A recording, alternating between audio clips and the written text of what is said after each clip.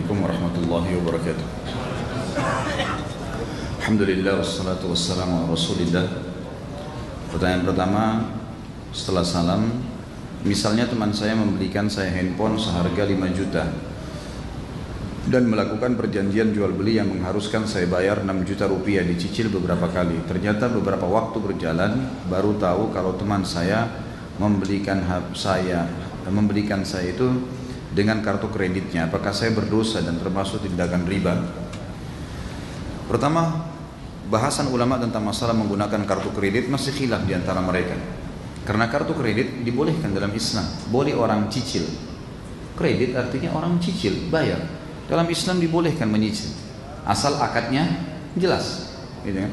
Transaksi beli barang sekian, dibayar sekian. Selama memang dalam akad seperti itu tidak ada masalah. Ya. Makanya ada perbankan syariah yang mengeluarkan kartu kredit itu boleh saja. Setahu saya tidak ada masalah.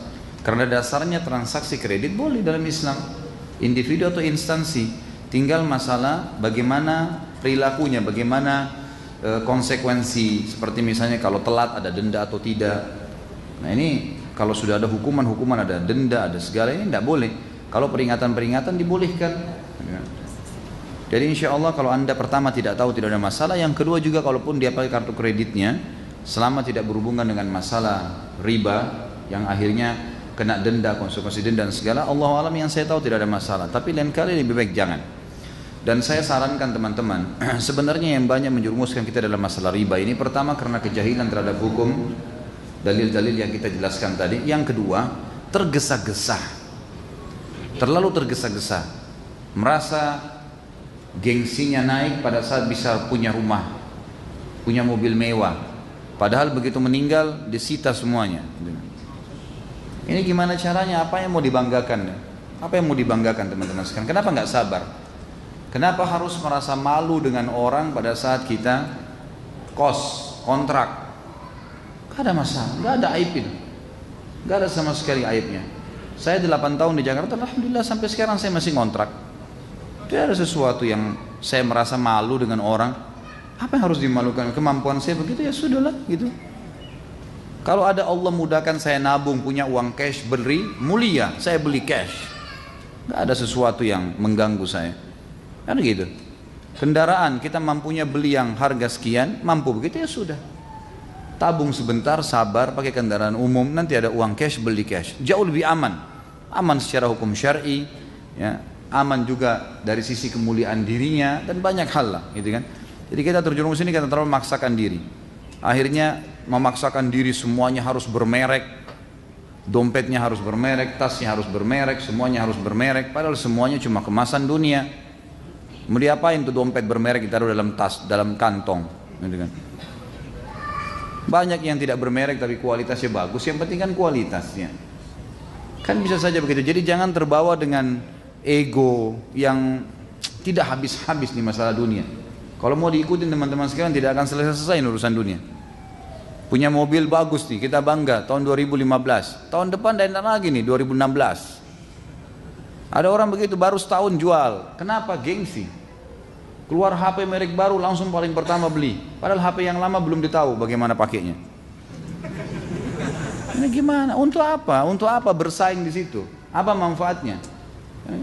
Coba tanya, kalau kita terbawa dengan ego seperti ini, tanya, kalau saya tidak lakukan kenapa? Gak ada masalah. Pujian orang, cacian orang cuma sepanjang lidahnya. Jangan terpengaruh dengan itu. Hiduplah punya prinsip. Gak ada masalah, gitu kan?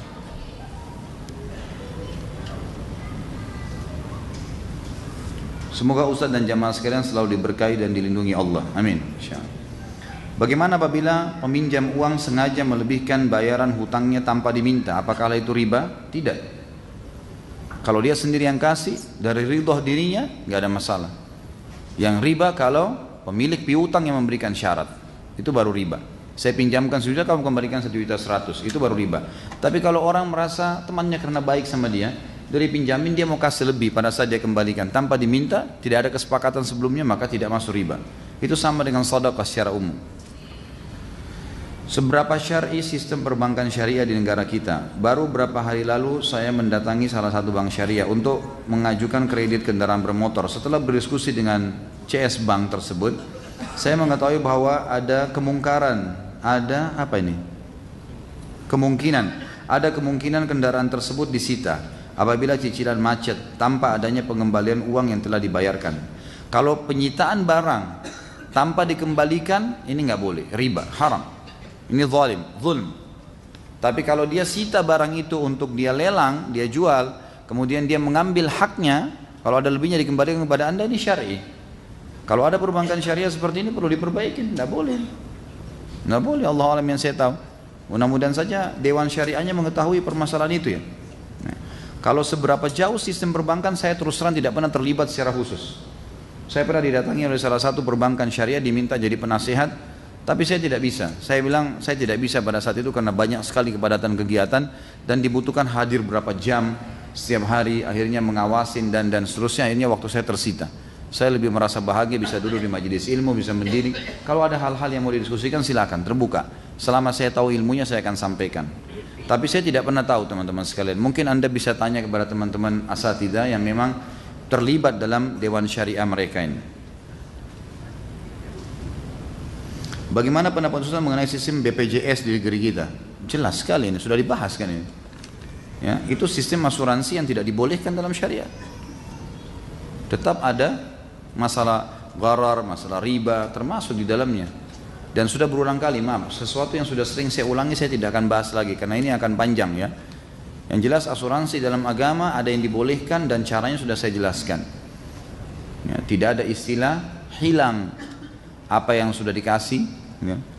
Kalau Anda sudah bayar asuransi pun terlanjur, boleh Anda pakai sebatas jasa yang sudah dibayar saja. Bayar 50.000 per bulan untuk kesehatan, berarti cuma 50.000 hak Anda, itu syar'i. Lebih 50.000, operasi 50 juta, tidak ada hak Anda, kecuali memang dia mau sedekah, lain. Tapi ini tidak ada istilah sedekah, karena kalau buktinya kalau Anda tidak komplain, maka akan hangus. Ini nggak boleh semua ini, dari mana? Sampai kapan ini kaum muslimin mau terjerumus dengan sistem seperti ini? Dan sampai kapan kita mau ya terlilit, tidak mau keluar? Kembali kepada hukum Allah Subhanahu Wa Taala. BPJS ini pelanggaran syar'inya jelas, tidak dibolehkan teman-teman sekalian. Allahu alam kalau sekarang ada perbaikan, kemudian MUI turun tangan, mungkin ada mengeluarkan fatwa, saya tidak tahu. Tapi sistem yang awal jelas tidak boleh. Karena sama saja dengan asuransi umumnya. Ya, sama saja. Bahkan banyak pegawai akhirnya yang diharuskan untuk dipotong gajinya per bulan 60.000 per bulan sekian. Tidak komplain, tidak ada keluhan dalam 1 tahun, sudah tidak ada, dianggap hangus. Ini zulm, ini kezaliman, bagaimana caranya? Atau pada saat dia membayar 60.000 per bulan 1 tahun berarti cuma 720.000 saja per tahun, tapi pada saat dia masuk rumah sakit, rawat nginap 30 juta, 20 juta dibayarin semua. Ini gharar, ini nggak boleh. Nggak boleh. Asuransi syariah yang dibolehkan adalah asuransi yang dibolehkan terlepas daripada syariahnya adalah kalau dia dibayar 5 juta, ya dia mengeluarkan jasa untuk bantu orang itu 5 juta. Itu saja. Lalu apa kelebihannya orang ikut asuransi? Ya dia diberikan tempat-tempat yang berkualitas, dijamin. Asuransinya untung dari mana? Diskon yang dikasih oleh lembaga yang sedang dia kerjasama. Itu boleh secara syar'i. Jadi selain daripada ini saya sudah pernah jelaskan keluar dari koridor syar'i. Kalau kita nabung di bank syariah, apakah sudah otomatis terlepas dari riba? Ada rekomendasi bank syariah atau cara menabung yang benar yang lepas dari riba? Saya tidak bisa pastikan itu ya. Tetapi dengan adanya dewan-dewan syariah yang minimal kata ulama begini, jadikan antara kau dengan neraka seorang alim. Faham maksudnya? Jadikan antara kamu dengan neraka seorang alim. Kalau ada seorang alim ulama memberikan fatwa itu boleh dan Anda mengikutinya, kalau dia salah, Anda tidak dihukum sama Allah. Gitu kan?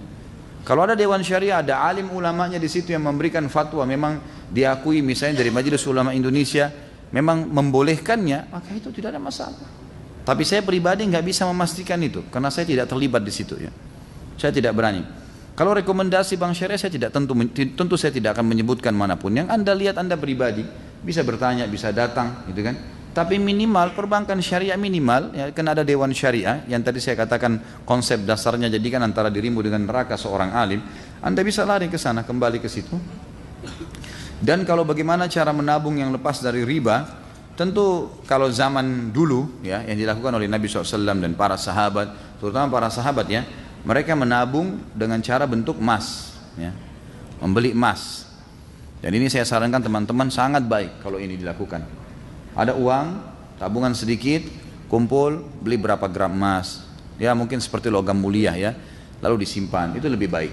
Allahu a'lam, ini lebih baik. Masalah di mana ditaruh, di mana Anda merasa aman, gitu kan? Di rumah kah, di mana kah, atau mungkin ada instansi yang bisa disimpan. Yang jelas investasi dalam bentuk emas ini sangat bagus, ya. Tabungan juga begitu.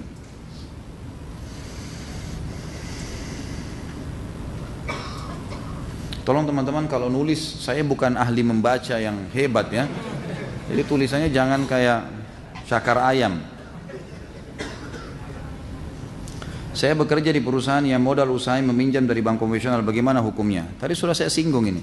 Kalau murni modalnya dari bank konvensional, dari riba, nggak boleh. Kalau murni, gitu kan? Karena sama saja. Karena memang itu dari hasil riba. Tapi kalau dia punya modal yang lain dan bercampur, ini ulama masih membolehkan. Asal juga diikuti dengan perusahaan itu memang dasarnya sistem yang dipakai, produk yang dijual, semua tidak melanggar syar'i. Biar juga modalnya halal, tapi kalau pabrik bir haram. Jadi memang harus ditahu. Kalau ada sumber lain, maka halal. Tapi kalau tidak, maka harus Anda cari tempat lain. Tidak usah khawatir ini. Ini khawatir pindah kerja kenapa ini? Pindah kerja akhi, pindah kerja. Jangan ragu dengan itu. Ini lagi-lagi tanya, apa bedanya konvensional sama bank syariah? Jika pada praktik Indonesia ini masih sama, seperti halnya pacaran itu haram, diakal-akali dengan istilah pacaran syariah. Memang ada pacaran syariah? Ini saya curiga yang nulis-nulis ini yang ngarang-ngarang nih. Dari mana ada pacaran syariah ini? Jadi gini, kalau Anda masih mau mempertahankan rekening di bank konvensional, sudah Anda pribadi. Itu. Tidak usah bawa-bawa bank syariah disalah-salahin semuanya, gitu kan? Sudahlah, kalau Anda memang tetap mau ngotot punya rekening situ, silahkan, pribadi. Jangan ditarik, oh ini sama saja dengan bank konvensional. Karena memastikan kalau itu sama, harus betul-betul kita memang yang menyusun sistemnya, kita memang yang tahu dari dalam. Tapi kalau enggak, gitu kan? Kalau ada sub bahasan atau sub ya dari bank syariah itu memang yang masih tidak sesuai dengan syariat, mungkin sub itu yang perlu diperbaiki ya. Tapi bukan berarti semuanya kan. Allah alam, yang saya tahu sulit kalau mau disamakan syariah sama konvensional, pastilah beda, pastilah beda. Kecuali kalau memang ada bank syariah yang betul-betul murni menarik semua sistem bank konvensional lalu cuma diubah namanya istilahnya, ini mungkin lain ya. Tapi saya pernah terlibat secara person dengan salah satu aktivis bank syariah. Kemudian sempat saya tanyakan masalah KPR.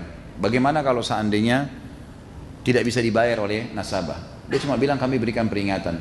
Kalau yang kedua peringatan, yang ketiga peringatan. Kalau sudah yang keempat dia tidak bayar, yang lewat dari ketiga tidak bayar, maka dia akan di blacklist, tidak akan diberikan kesempatan KPR lagi. Hanya itu. Terus apa konsekuensinya? Bisa saja produknya disita lalu dilelang. Diberikanlah, dikembalikanlah modal dasarnya bank dan sisanya dikasih kepada dia. Nah kalau gitu seperti itu sesuai dengan syariah. Saya tahu itu dan itu dibahasakan ke saya gitu. Inilah kata yang terbesit dalam benak saya Ustaz. Oh begitu. Baik. Jadi akhirnya terbuka juga ya. Dulu saya seorang praktisi riba. Sebelum hidayah datang kepada istri dan saya. Sekarang saya sudah keluar 3 bulan. Sampai detik ini saya masih menganggur. Pengalaman saya di dunia bank sudah banyak. Karena pada dasarnya saya seorang yang kutu loncat. Ya. Apa ini? Kutu loncat. Loncat maksudnya. Pindah dari bank satu ke bank lain. Terakhir saya pindah dari bank konvensional ke bank syariah dengan jabatan menjadi pemimpin cabang atau pimpinan cabang. Setelah saya mengamati di dalamnya ternyata banyak hal yang tidak sesuai dengan asas syariah. Akhirnya saya memutuskan untuk keluar. Karena itu saya mengajukan resign. Ada 2 pertanyaan yang tidak bisa dijawab oleh atasan saya. Yang pertama, apa bedanya bunga bank di konvensional dan margin di bank syariah? Sama-sama kan? Yang kedua, kenapa deposit di syariah tetap dapat margin walau usaha yang diberikan modal deposit tersebut bangkrut? Kalau seperti yang Anda katakan ini betul seperti itu, berarti dia menggunakan khusus bank syariah yang Anda pindah itu. Ini berarti dia menggunakan sistem riba yang saya bilang tadi. Dia hanya menerjemahkan saja. Itu jawaban saya untuk pertanyaan tadi yang terakhir. Kalau masalah Anda nganggur, saya ingin sampaikan teman-teman sekalian. Semua orang yang meninggalkan perbuatan yang tadinya salah secara syar'i kepada perbuatan yang benar harus digarisbawahi. Semuanya melalui proses. Semua melalui proses. Anda pasti melalui proses. Seperti gini, kita lagi lapar. Minta sama Allah dihilangkan lapar. Bagaimana? Hilang tiba-tiba laparnya? Ya Allah, saya lapar, hilangin lapar saya. Hilang tiba-tiba laparnya? Atau gimana? Dapat makanan, dikunyah dulu, ditelan dulu, baru hilang laparnya. Capek, ya Allah capek, Allah buat ngantuk, tidur. Berapa jam bangun baru hilang capeknya. Ada proses. Pindah dari sebuah perbankan konvensional misalnya ribawi, kemudian karena tahu itu haram, kemudian kita pindah. Ada proses. Saya tahu salah seorang ikhwah, setahun malah, bahkan lebih dari setahun dia pindah dari seorang yang punya jabatan yang tinggi, kemudian dia berhenti dan akhirnya dagang-dagang gitu kan. Tapi setahun prosesnya. Memang ada proses. Nikmatin proses itu. Ada sebuah materi dari motivasi pengembangan potensi diri SDM itu. Saya pernah mengisi pelatihan untuk peningkatan SDM. Maka salah satu yang saya bahas adalah nikmatin proses segala sesuatu. Ada proses. Proses itu sebenarnya akan membuat kita klimaks dalam menikmati tujuan yang kita sedang jadikan target. Menikmatin proses. Orang kalau makan teman-teman sekalian buru-buru, dia tidak nikmatin proses pengunyaannya, penelannya, tidak enak. Coba kalau antum lagi di pesawat, makanannya sedikit. Sebenarnya makanannya sederhana. Cuma 2 potong daging, sedikit sayur. Tapi kenapa orang seperti menikmatin sekali? Karena dia menikmatin prosesnya. Nggak ada lagi makanan lain, gitu kan? Ya udah dinikmatin sama dia prosesnya. Tapi kalau di rumah macam-macam, ada teri, ada kacang, ada sambal, ada tempe. Tapi karena buru-buru makan gak dinikmatin tuh. Enak gak makanannya? Istrinya tanya, nggak tahu sih. Ya. Tapi udah 2 piring makan. Gitu ya. Jadi menikmatin proses itu penting. Kalau orang transisi kata ulama dari perbuatan haram ke perbuatan yang halal, transisi itu manfaatnya ada dalam Islam, yaitu pembersihan dosa dan peninggian derajat. Jadi pembersihan dosa. Jadi tidak ada yang sia-sia bagi seorang muslim. Hadis riwayat Muslim berbunyi, kata Nabi SAW, tidak ada yang menimpa seorang muslim dari capek, letih, gangguan orang, sedih, duri yang menusuk badannya kecuali jadi pengampunan dosanya. Jadi proses itu pembersihan dosa tuh. Jadi kita nikmatin saja, gitu kan?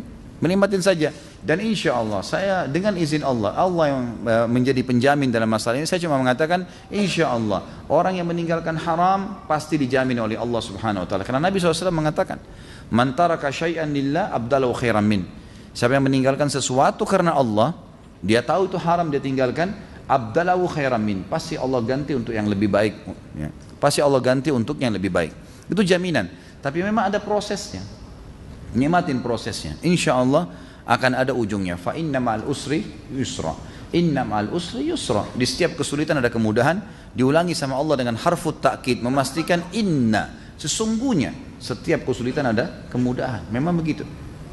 Saya berdoa kepada Allah SWT untuk anda dan bertanya tadi dan seluruh muslimin tentu agar terlepas dari masalah-masalah yang riba seperti ini. Jadi saya sarankan nikmatin prosesnya. Dan kalau anda menemukan tadi instansi ini memang ada hal-hal yang ribawi, gitu kan? Saya sarankan bertanya pun mungkin bisa saja pimpinan cabang atau pimpinan anda mungkin tidak paham. Karena banyak teman-teman juga yang di bank syariah memang bukan seorang alim. Dia bukan alim, dia hanya praktisi perbankan, tahu secara administratif, kemudian dia masuk, lalu kemudian dia menghafal lah istilah-istilah itu lalu diterapkan. Jadi memang harus berbicara sama dewan syariahnya. Tanya pada dewan, mana dewan syariah? Siapa dewan syariah di sini? Si fulan, Ustadz fulan, Kiai fulan, minta teleponnya, komunikasikan masalah itu. Karena saya terus terang sekali lagi saya tidak tahu secara internal ya seperti apa sistem. Karena ini untuk menjawab dia sama atau tidak butuh betul-betul memilah satu persatu apa yang ada di sana, lalu dipertemukan secara syar'i seperti apa baru bisa. Tapi mohon maaf bukan saya bidangnya, saya tidak di situ, saya tidak tahu karena saya tidak pernah masuk sampai ke dalam. Jika saya berinvestasi di suatu usaha misal perikanan, dari investasi tersebut disetujui profit dan keuntungan 100% di mana akan dibayar selama 5 bulan terakhir. Apabila hal tersebut termasuk riba? Jika sudah terlanjur dilakukan bagaimana? Saya tidak mengerti yang dimaksud apa ini. Kalau seandainya dijanjikan modal 100 juta akan mendapatkan 100% jadi 200 juta dalam 5 bulan, gitu kan? Dan memang dalam 5 bulan itu ada penjualan terjadi, semua laporan benar, tidak ada yang fiktif. Maka profit yang datang diperkirakan dalam 5 bulan 100%, berarti per bulannya 20%, gitu kan? Tapi ini bukan dari jumlah modal, dalam arti kata dia cuma prediksi kemungkinan ini akan laba kita antara angka ini ke angka ini, karena jelas produk ini modalnya sekian, biaya produksinya, kemudian penjualannya sekian, maka kita akan mendapatkan keuntungan dari sini ke sini, gitu kan? Diprediksi keuntungan itu akan senilai kemungkinan dengan modal, akan senilai, bukan itu yang akan dikasih, tapi akan senilai, karena prediksinya adalah dapat 20 juta misalnya per bulan. Lalu kemudian dia mengembalikan modal karena memang sudah terjadi penjualan, berikut keuntungan yang dia prediksi sesuai memang betul-betul dengan data yang ada, dibagi, maka itu tidak ada masalah, tidak riba. Tapi di sini kalau dia memang tentukan, apalagi kalau ada data-data fiktif yang dibuat hanya untuk menyenangkan para investor, maka ini tidak boleh. Ini nggak boleh, gitu kan? Ini berarti ada gharar, gitu kan? Jadi harus jelas semua. Nah. 5 bulan terakhir tersebut adalah hasil penjualan dari produk yang dihasilkan. Baik, kurang lebih yang saya pahami begitu ya, yang saya jelaskan tadi. Saya pernah menasihati atau ingkar mungkar kepada teman saya panjang lebar tentang hukum bekerja di bank konvensional riba. Bahkan saya kasih video Ustadz pembahasan tentang bab riba. Namun apa yang dikatakan teman saya mengelak. Saya kan hanya bekerja, tidak mencuri dan tidak merugikan orang lain, mendapatkan gaji dari hasil keringat saya. Kalaupun riba itu pemilik banknya, bukan saya. Toh suami saya masih mengizinkan saya bekerja, jadi saya harus ikut perkataan suami. Cari kerja sekarang sulit. Kalau Ustadz enak, dasarnya sudah kaya, punya usaha.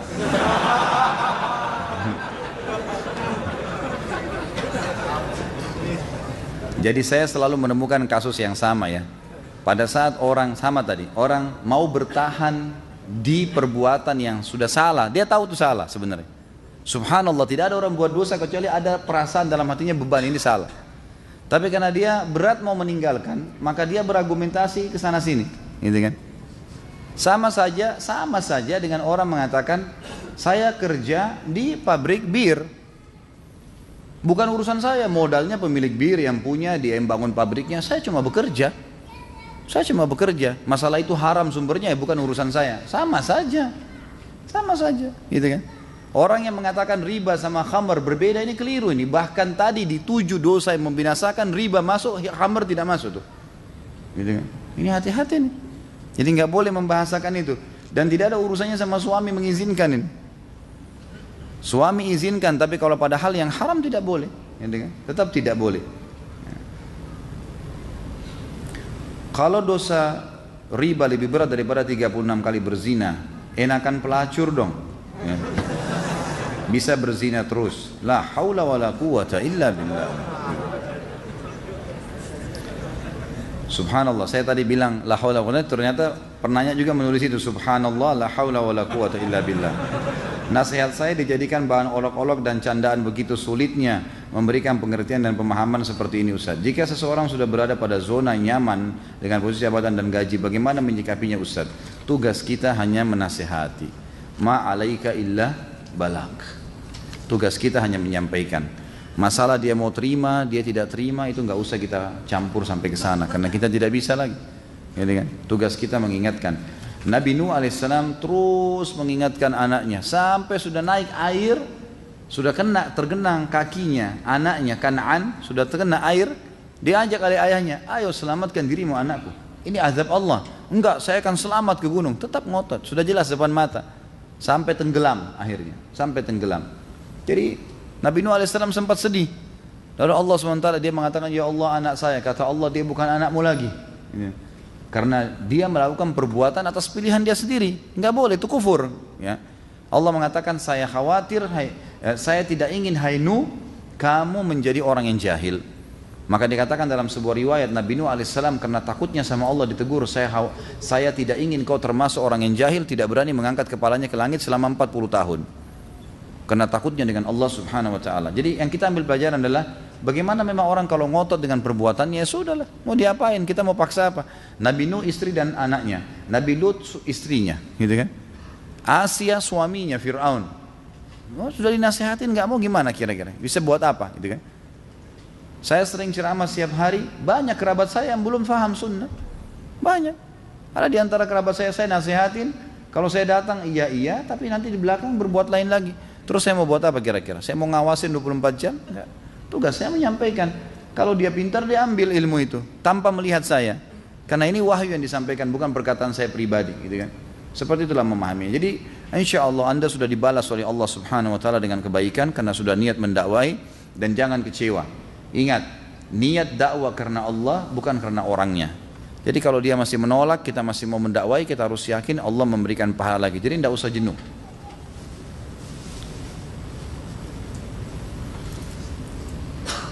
Ini tadi sudah saya jawab ya sebenarnya. Bagaimana hukum orang yang bekerja di bank? Mereka tahu hukumnya haram, tapi ketika akan keluar diberatin oleh istri yang sudah ada tanggungan anak. Melihat mencari kerja sekarang dibatasi oleh umur dan mau buka usaha tidak ada modal dan skill. Bolehkah bersabar keluar sampai mendapatkan pekerjaan baru? Yang itu bersabar dalam kesalahan tidak ada dalil membolehkan masalah itu. Ini semua teman-teman sekalian, syaitan membuat was-was, membuat ragu, membuat bimbang untuk mengambil keputusan. Tadi saya sudah jelaskan, harus butuh keyakinan, tidak usah ragu dengan itu. Ana menitipkan uang ke tabungan teman, tanpa pemberitahuan uang itu dipakai oleh dia. Ketika Ana menagihnya, dia baru bilang kalau uang yang Ana titipkan dia pakai untuk urusan proyek. Ketika Ana tagih, beliau tidak memberitahukan jangka waktunya dan dia bilang pokoknya secepatnya aku balikin. Bagaimana hukum meminjam uang tidak izin atau akad dan tidak ada jatuh tempo? Saya mau nagih, galakan dia dan gak enak karena teman, tapi kadang hati tersayat karena uang Ana butuhin juga untuk keperluan mendesak, gitu kan? Tentu haram, tidak boleh menggunakan yang bukan haknya, tidak boleh sama sekali. Ini haram, ini sama dengan mencuri. Walaupun dia niat utang, nggak bisa. Tidak boleh pakai uang yang dititipkan, diamanahkan, ya. Tidak boleh juga menunggangi haknya perusahaan atau hak orang lain, tapi karena dititipin pada kita lalu kita tunggangin. Misal, Anda pakai logo kantor, bekerja, beli kebutuhan kantor, lalu belanja di satu toko, karena belanjanya banyak dikasih diskon. Diskonnya buat siapa? Buat perusahaan, bukan buat Anda. Karena yang belanja pakai duit perusahaan, memang Anda yang datang. Banyak orang tidak paham nih. Dia datang, dianggap diskon buat dia, diambil semua. Haram ini. Dari mana? Anda pakai baju logo perusahaan itu kok. Ada orang datang kepada saya semalam mengatakan, Ustaz, saya jual beli mobil. Ada orang sering datang kepada saya, kerja di satu perusahaan, sering beli mobil bekas. Lalu dikeluarkanlah mobil dengan harga 150 juta. Dia suruh saya buat nota 160 juta, dilaporin ke perusahaannya. Kira-kira boleh nggak? Saya bilang nggak boleh, haram. Dan kalau bapak buatin, bapak terlibat dalam uang haram itu. Nggak boleh, 10 juta itu haram. Bagaimana caranya mau dibiarkan? Nggak boleh ini, gitu. Jangan tambah lagi, cukup. Ini aja belum selesai nih.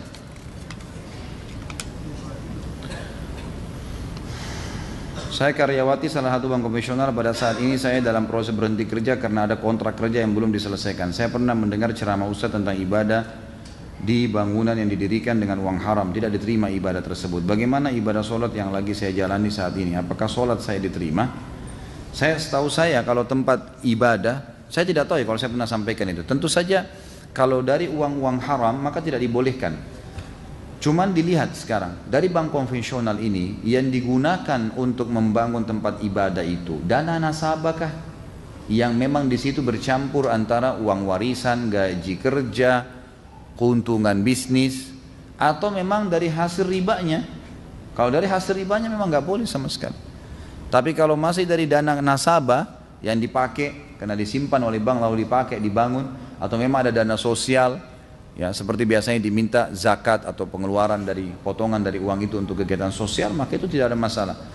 Ya, sebaiknya saya sarankan kalau Anda lebih aman jauhi kalau syubhat, supaya sholat di tempat lain. Ya, sholat di tempat lain. Mungkin misalnya di sebelah kantor ada penjual makanan, bisa pamit sholat di tempatnya, atau cara lain lah, ya ada musola yang lain bisa dipakai sholat.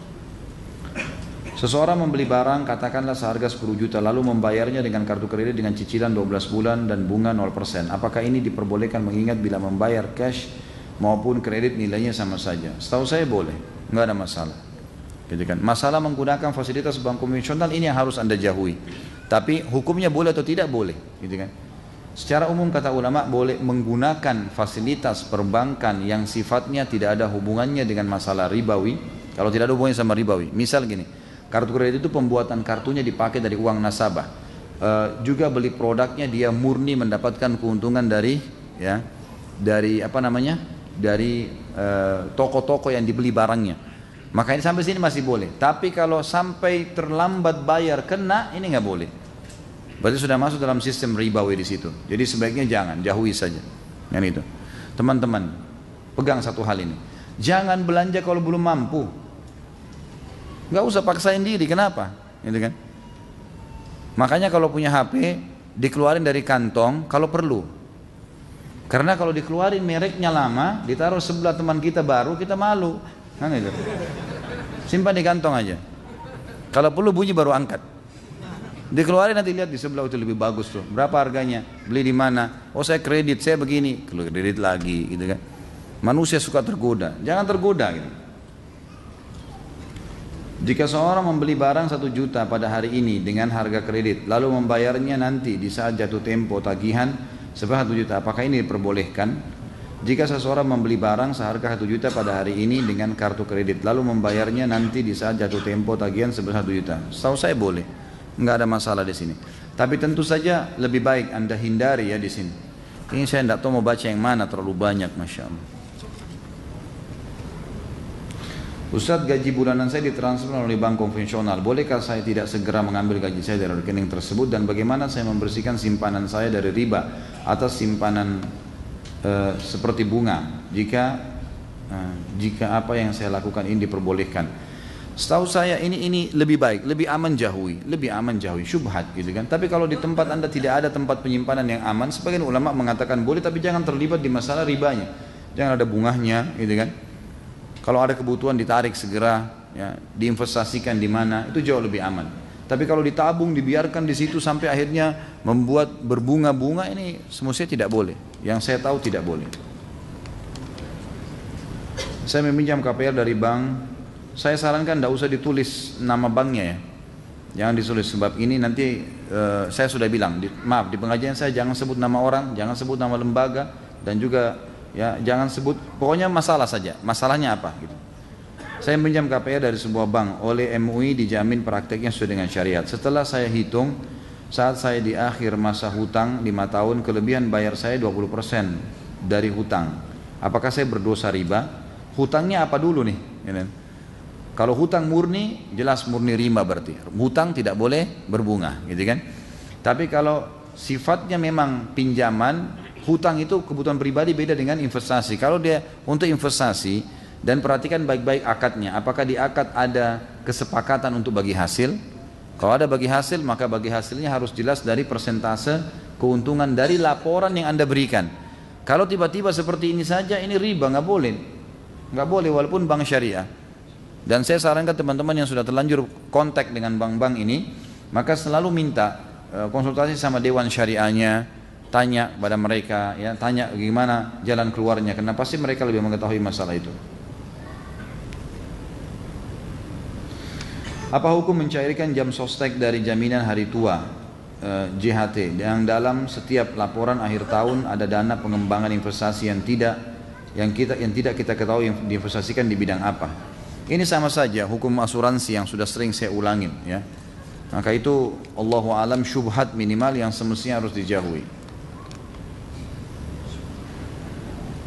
Ini juga sudah dijawab tadi. Mudah-mudahan semua kertasnya sama begini.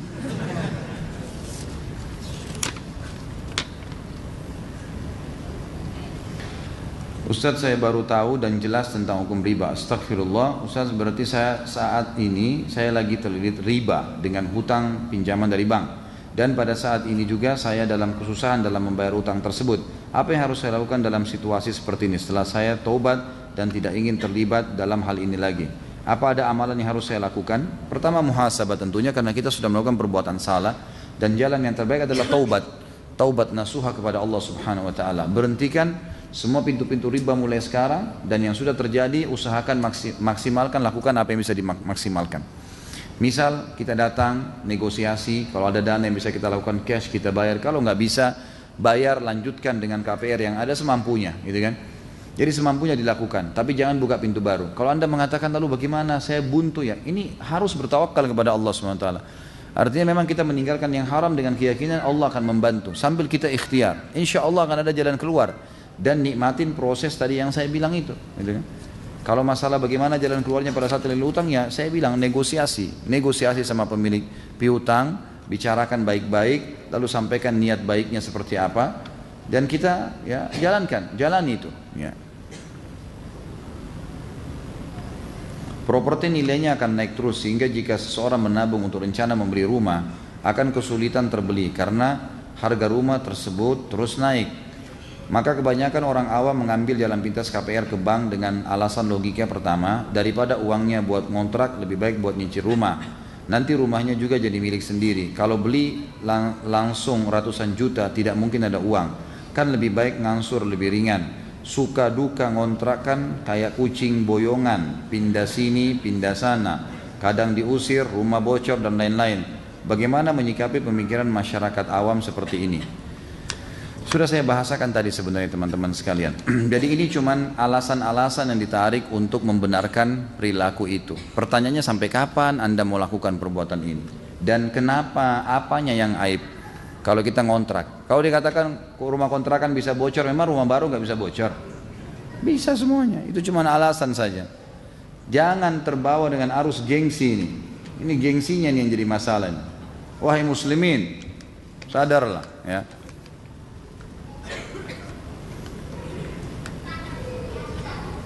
Untuk orang yang mendatangi dukun, sholatnya tidak terima 40 hari, maksudnya bagaimana? Apakah rokok termasuk khamar? Benarkah orang yang meminum khamar sholatnya tidak terima 40 hari? Ini apa hubungannya sama riba nih? Nah. Orang yang pergi ke dukun tidak diterima 40 hari, sholatnya ke belakang. Ini sudah kita jelaskan di dosa besar yang ketiga, gitu kan? Kalau orang pergi ke dukun, kata Nabi SAW, siapa yang datang ke dukun, peramal, penyamun, bertanya, tidak percaya, cuma bertanya, tidak diterima sholatnya 40 hari ke belakang. Itu yang dimaksud dalam hadis, gitu kan? Kalau yang ditanya di sini, apakah rokok seperti khamar? Tidak bisa dikatakan seperti khamar. Khamar sesuatu yang memabukkan, gitu kan? Allahu alam, yang saya tahu ulama tidak menyamakan dengan itu. Tapi rokok dihukumkan sendiri, dia masuk dalam khaba'ith. Khaba'ith itu sesuatu yang berbahaya bagi kesehatan. Dan Allah mengatakan, kata Allah SWT, saya menghalalkan ya, saya menghalalkan yang baik-baik dan mengharamkan yang khaba'is ya. Allah mengatakan saya menghalalkan ya, Allah SWT menghalalkan semua yang baik-baik dan mengharamkan yang khaba'is. Jadi yang khaba'is ini semua yang buruk itu diharamkan oleh Allah Subhanahu wa taala. Maka ulama mengatakan khaba'is adalah sesuatu yang buruk, adalah yang akan berbahaya bagi kesehatan manusia, berbahaya bagi kehidupan mereka. Masuk di dalamnya masalah rokok, dan saya sudah pernah jelaskan panjang lebar hukum masalah ini. Waduh, ini benar-benar saya nggak bisa baca ini.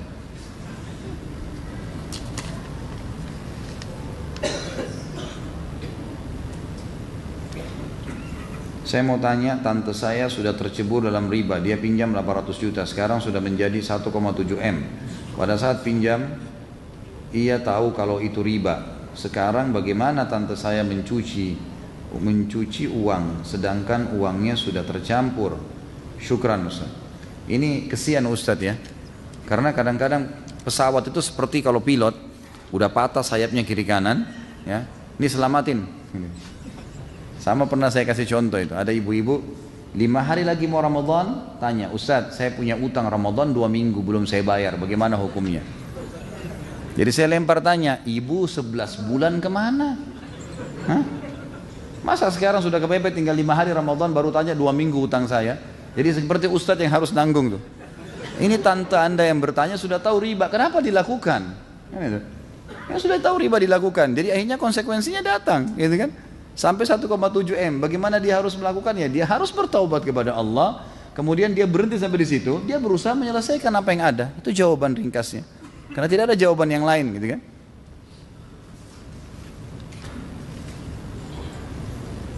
Tahun lalu saya bangun rumah, sebelumnya saya taruh di deposit, waktu itu belum tahu hukum riba. Bunga dari bank tersebut 42 juta. Ada sebagian sudah saya berikan kepada orang yang perlu. Pertanyaan saya, sisanya selain untuk kepentingan umum jembatan, maksudnya mungkin bunga bank kali ya? Iya. Apakah boleh saya berikan kepada orang yang terlilit utang, orang sakit mau operasi, non muslim yang sedang kesusahan? Jadi lebih bunga bank itu difatwakan oleh para ulama dibolehkan, bank konvensional ya, dibolehkan untuk dikeluarkan untuk kegiatan sosial, perbaikan jalan, kemudian sumur, paving block, got, selokan, jembatan, itu semua fatwa ulama dibolehkan. Karena dikhawatirkan, ini sebab pertanyaannya muncul, karena banyaknya pengusaha-pengusaha muslim dari Timur Tengah yang punya rekening di bank-bank konvensional di Amerika dan bunganya sangat besar, mereka tidak pernah sentuh. Akhirnya diambil oleh orang Yahudi, orang-orang Nasrani, lalu mereka lakukan untuk kegiatan agama mereka. Yang Yahudi pakai untuk beli senjata bunuh orang-orang muslim di Palestina, yang Nasrani buat bangun gereja. Akhirnya ditanya, bagaimana hukumnya nih? Akhirnya keluarlah fatwa ulama, jumhur ulama mengatakan boleh ditarik, tapi itu menjadi hukum uang, ya, tidak ada pemiliknya. Dianggap sudah tidak ada lagi pemiliknya, diambil, dikeluarkan, haknya Allah. Dan itu karena dasarnya dari hal yang haram, maka harus dilarikan kepada hal-hal yang sosial saja. Kalau tadi ditanyakan bolehkah saya kasih orang terlilit utang, ini ada sedikit dari pendapat ulama, tapi yang lebih kuat, lebih baik kepada kegiatan sosial. Non muslim pun yang dalam kesusahan ini lebih baik tidak usah dikasih dari situ, tuh dikasihkan kegiatan sosial aja. Ya, kegiatan sosial, buat WC umum, jembatan, ya, perairan dan seterusnya. Apa hukum jual beli valuta asing seperti dolar? Karena ada yang berpendapat bahwa perbedaan selisih ketika kita membeli dan menjual dolar tersebut dianggap sesuatu yang syubhat. Enggak, boleh saja. Karena memang kan nilainya berbeda. Uang itu sama, ya, uang itu kalau berbeda nilai memang ada kursnya, itu tidak ada masalah. Tidak ada masalah, karena itu nilai sama dengan gandum ditukar sama, misalnya ada beras ketan sama beras biasa. Gitu kan? Dua-dua sama jenisnya beras, tapi harganya memang beda karena memang ini lebih mahal, mungkin lebih susah, seperti itulah. Jadi kalau kita gandum misalnya harganya 20.000 per kilo, beras biasa 10.000, untuk ditukar supaya tidak riba harus 2 kilo beras biasa diganti dengan sekilo beras ketan misalnya, karena nilainya harus sama dengan kurs uang di sini.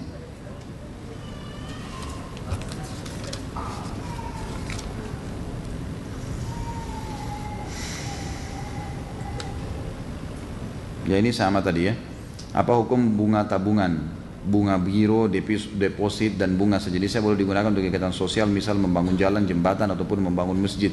Masjid nggak boleh, membangun masjid nggak boleh. Kegiatan sosial, masjid nggak boleh sama sekali. Masjid tidak boleh masuk uang haram, tidak boleh sama sekali.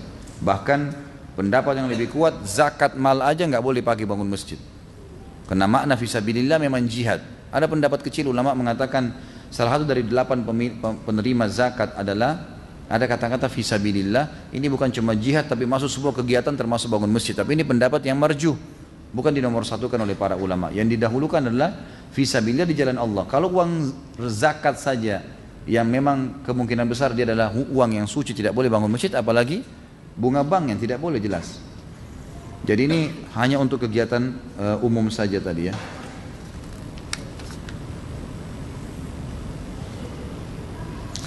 Untuk kuliah di UIN disuruh minta 2 tazkiyah dari alumni UIN. Apakah kalau ada yang ingin kuliah di sana bisa minta tazkiyah dari antum? Apa hubungannya dengan riba nih? Boleh insya Allah, silahkan. Tapi saya harus tahu dulu orangnya, karena tazkiyah itu berarti saya memberikan rekomendasi karena saya kenal dia. Kalau saya tidak tahu gimana caranya, saya harus tahu dulu siapa dia.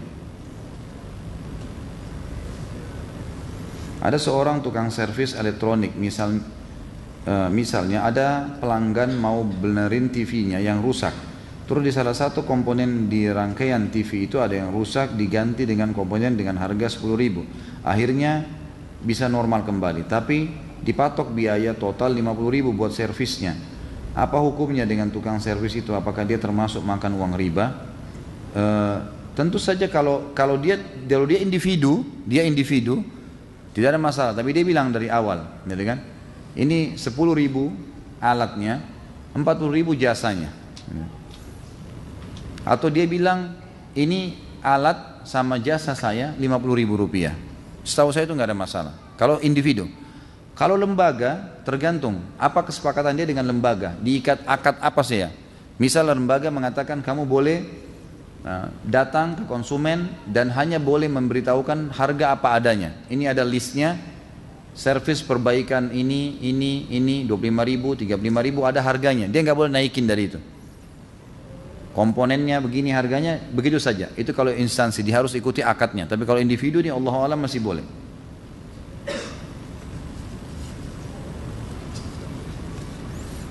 Coba saya acak dari yang lain. Dulu pernah anak tertipu sales kartu kredit. Sales kartu kredit itu meminta anak isi aplikasi hanya untuk bantu dia saja. Tapi pada akhirnya kartu kredit itu jadi. Sekarang tidak pernah dipakai dan belum anak tutup karena anak biarkan saja. Sekarang ini apakah anak harus tutup atau dibiarkan? Apa pertanyaannya? Dan tidak terpakai serta sudah habis masa berlakunya. Alhamdulillah, buang saja.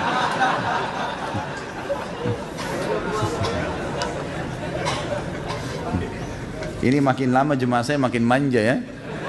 Pertanyaannya pada hal-hal yang kecil-kecil. Sudah mati, alhamdulillah, buang, jangan buka lagi. Apakah mendapatkan pahala menggunakan lebihan riba atau bunga deposit bank untuk sedekah ke orang miskin? Enggak ada pahalanya.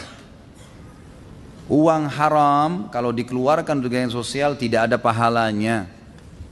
Biar Anda bangun 1.000, buat 1.000 sumur, buat 1.000 jembatan. Kalau dari uang riba, bunga bank tidak ada pahalanya.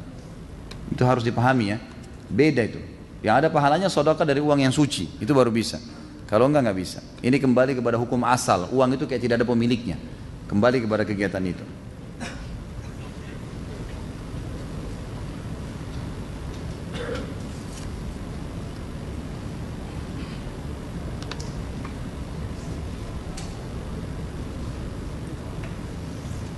Ini tidak sesuai dengan tema.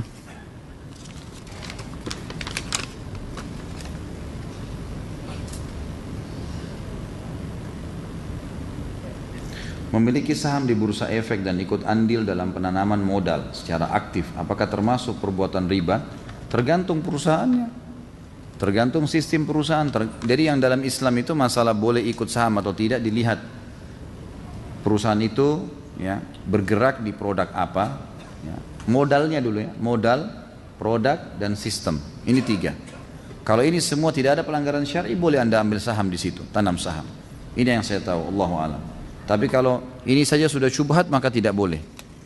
Maaf teman-teman, ini kayaknya tidak bisa saya baca semua ya, terlalu banyak.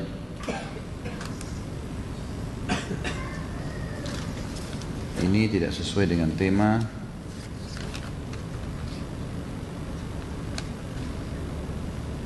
Ini juga masalah sholat.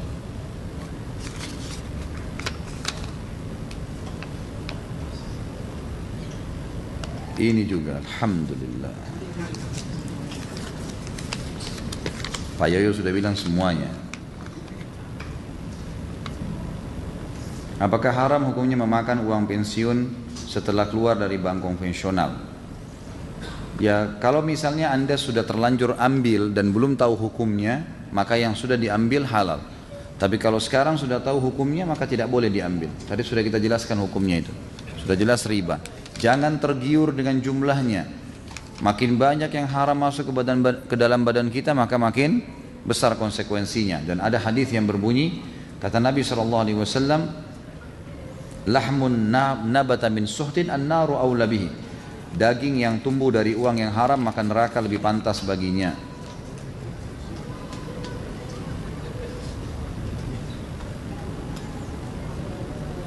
Ana sungguhnya telah taubat. Dulu ana pernah mengambil uang bos dan sekarang ana ingin kembalikan. Bagaimana ana seharusnya kembalikan? Apakah ana harus langsung transfer ke nomor rekeningnya atau jika ana jujur ana takut malah dipolisikan? Bagaimana seharusnya menurut Ustaz?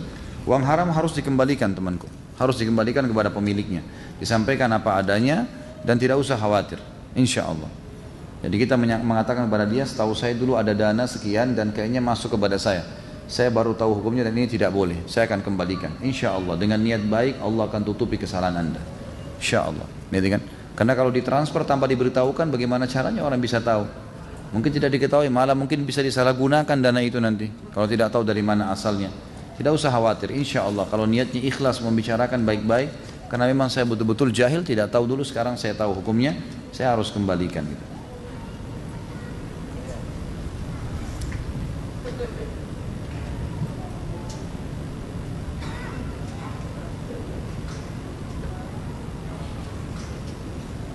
Ini masalah riya lainnya.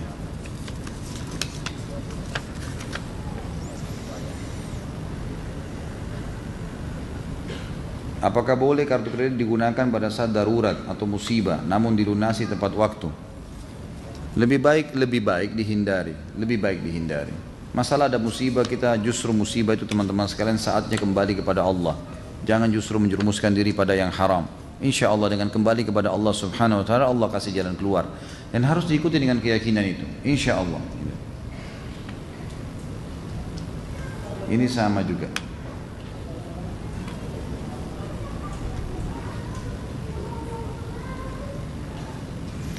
Jika saya dihutangi orang yang akan dipergunakan untuk membayar kartu kredit motor riba, apakah saya dosa?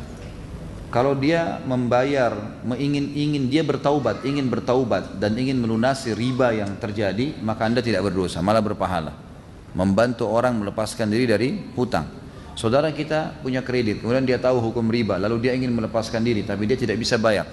Lalu kita diminta untuk membayarnya, kita membayarnya, tidak ada masalah, termasuk sama masalah bunganya, karena kita melepaskan dia dari hal yang haram, itu malah berpahala insya Allah, tidak ada dosa di situ.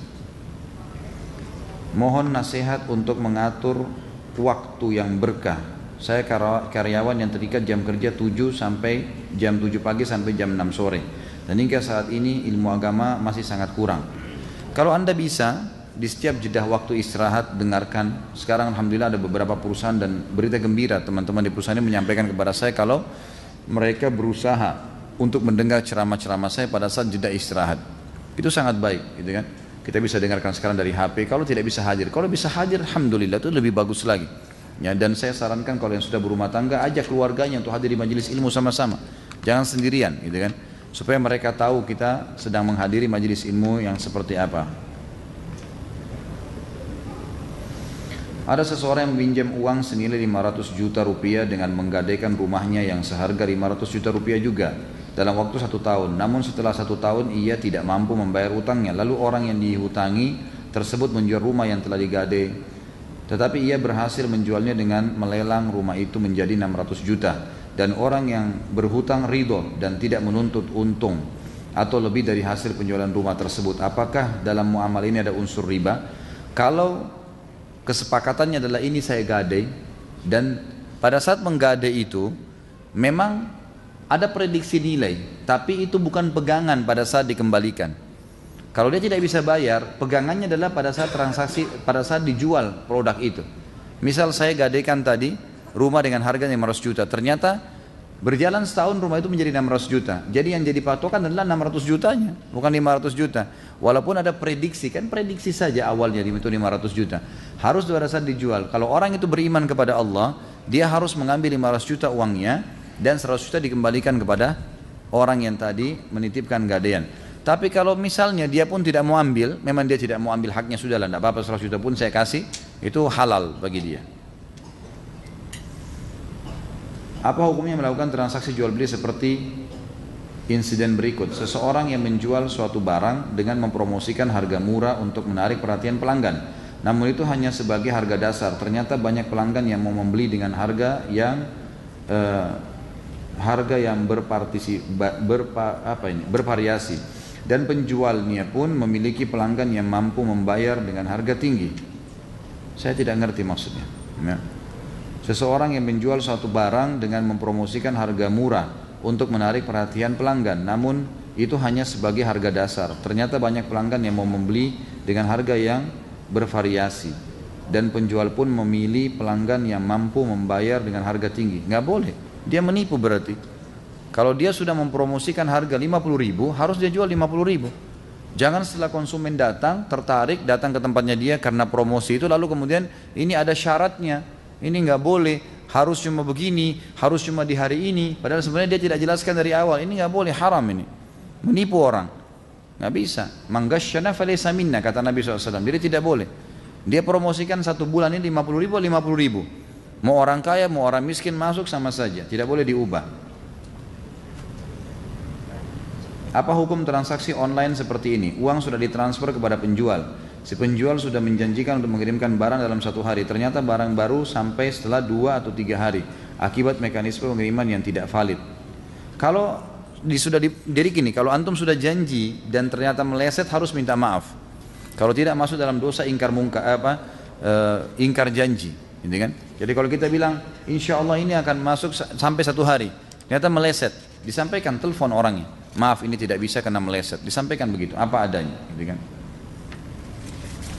Ini masya Allah masih banyak ya. Ini terakhir saja saya baca. Kalau saya pinjam uang kepada teman saya yang tinggal di Lampung sebesar 5 juta, kemudian di bulan kelima saya kembalikan via transfer, tapi saya tambahkan 500 ribu sehingga menjadi 5,5 juta. Tapi saya ikhlas, bukan karena permintaan itu. Bolehkah dalam agama? Boleh. Diharamkankah makan atau menjual ikan lele yang pernah dikasih makan daging ayam yang sudah jadi bangkai, atau pernah makan kotoran manusia? Bukankah kalau semua ikan walaupun sudah jadi bangkai tetap halal untuk dimakan? Setahu saya tidak ada masalah. Setahu saya ya, tidak ada masalah. Tapi tentu lebih baik kalau Anda tahu pasti memang ikan lele itu memakan sesuatu yang haram, maka jangan dimakan. Tapi kalau kita tidak tahu, hukumnya hukum zahir. Hukumnya hukum zahir. Dan saya sarankan teman-teman yang punya seperti ini, usaha seperti ini, sebaiknya memang diberikan makanan juga yang halal, sebaiknya. Gitu kan? Sebaiknya juga diberikan makanan yang halal. Tapi umumnya ulama membolehkan seperti pupuk yang terbuat dari kotoran manusia. Itu dibolehkan. Umumnya ulama memfatwakan bolehkan, karena itu akan nanti menyuburkan tanah misalnya. Maka itu umumnya dibolehkan. Tapi kalau dia bisa mendapatkan pupuk hewan yang dasarnya memang halal dimakan dagingnya, itu lebih baik. Artinya kesimpulannya adalah lebih baik kalau seseorang menjauhi makanan-makanan yang syubhat, ya, syubhat, baik dia karena dia mau beli lele itu atau pengusahanya, harusnya dia jauhi itu. Wah, ini sudah pertanyaan lain yang ketiga, masalah selingkuh dan zina. Baik, mohon maaf mungkin tidak bisa saya jawab semuanya. Insya Allah kita tutup sampai di sini dulu. Mudah-mudahan apa yang kita bahas ini cukup insya Allah. Dan kalau ada yang masih kurang, mudah-mudahan di pertemuan akan datang nanti kita bisa menjawabnya kembali. Mungkin begitu dulu, kita berdoa kepada Allah Subhanahu Wa Taala sebagai penutup agar Allah menyembuhkan semua orang yang sakit, semua yang terlilit utang dilunasi utangnya, semua orang yang belum mendapatkan hidayah dimudahkan mendapatkan petunjuk dan hidayah, semua yang sudah dapat ilmu dan hidayah mudah-mudahan dimudahkan untuk mengamalkan. Dan kita terus berdoa untuk saudara kita di Palestina, di Syria, di Yaman, di Irak, di Myanmar, dimanapun mereka berada, agar Allah ikhlaskan niat mereka, Allah kokohkan telapak kaki mereka, Allah berikan kemenangan kepada mereka, serta Allah ikhlaskan niat-niat mereka, dan Allah terima para syuhada mereka, serta Allah partisipasikan kita bersama mereka di pahala, baik dengan doa, dengan harta, dan juga dengan jiwa kita. Dan saya memohon kepada Allah yang Maha Agung, yang saya yakin sekarang sedang melihat kita dan malaikatnya hadir di majelis ilmu yang mulia ini, agar mengampuni semua dosa-dosa kita dan digantikan dengan pahala, juga dosa kedua orang tua kita dan seluruh kerabat kita, dan insya Allah muslimin dan muslimat yang hidup dan juga yang sudah meninggal. Dan semoga Allah menyatukan kita di surga firdausnya tanpa hisab, di mana Ia satukan kita di majelis ilmu yang mulia ini. Kalau ada benar dari Allah, kalau ada salah pasti dari saya, karena kebodohan dan juga kedangkalan ilmu saya, semoga Allah mengampuninya. Subhanakallahumma wa bihamdika asyhadu an la ilaha illa anta astaghfiruka wa atubu ilaik. Wassalamualaikum warahmatullahi wabarakatuh.